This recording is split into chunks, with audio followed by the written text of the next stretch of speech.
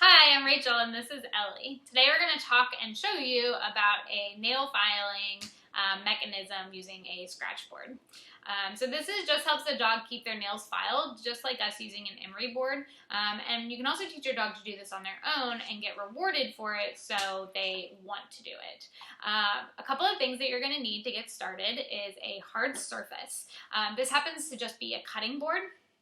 And I like this size because Ellie can easily put her paws on the surface and move it around, so file her nails without going too far off the surface. You can definitely go bigger, but be mindful of the board that you use and the size, that it fits your dog and their size. And the second thing that you need is a nail filing surface. So I'm going to attach some links so you can read about different ones. Some people use sandpaper, but you want to make sure you use the right surface of sandpaper. I'm using this slip-resistant shred. You can easily get this at a hardware store. I like this because it's a little bit softer than some sandpapers, so if I'm just starting out, then I don't want the surface to be too weird for my dog. The other thing I like about this is that it's got self-adhesive on the back, so it's really easy to just put onto my cutting board and be done. So to train for this is a couple of steps, but they're pretty easy. I like to use a clicker training approach because my dog loves clicker training and she knows that click means yes. This is really great for any kind of new behavior that we get started on. So what I'm going to do is, even though she knows how to use this, we're going to try and break it up into steps. So the first thing I would do is introduce the board to her. So I'm going to allow her to investigate it, and when she does, I'm going to click and treat. Then I'm going to move the surface to the ground so that she's more likely to investigate it with her feet.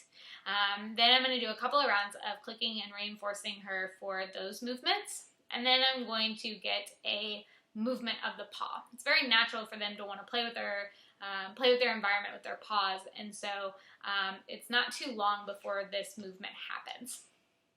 So I'll show you these steps. Again, the first thing I want to do is have my clicker and my treats ready, and I'm just going to bring the board into her environment. When she investigates the board, I'm just going to click and toss her a treat.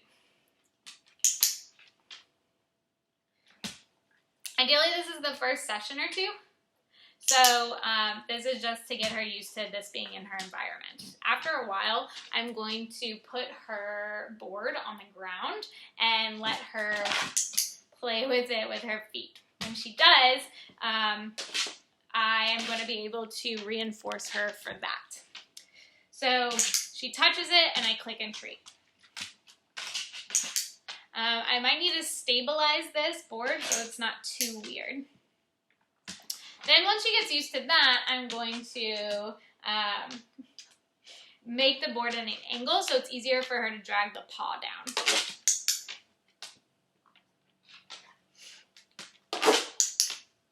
And then I might want her to get a couple of scratches, so I'm just going to wait until she does two and then click and treat.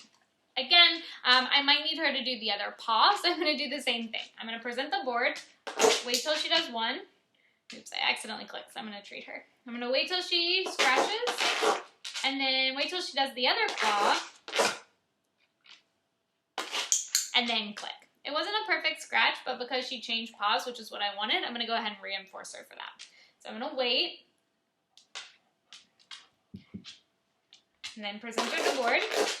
I get a couple scratches and then click and treat. Again, this is a fun method for you and your dog to work on some training. It's mental stimulation, and it's also a great way to keep their nails filed for temporary relief before you're able to get to a groomer's. Anyways, I hope you guys are staying home and staying safe, and we will be back.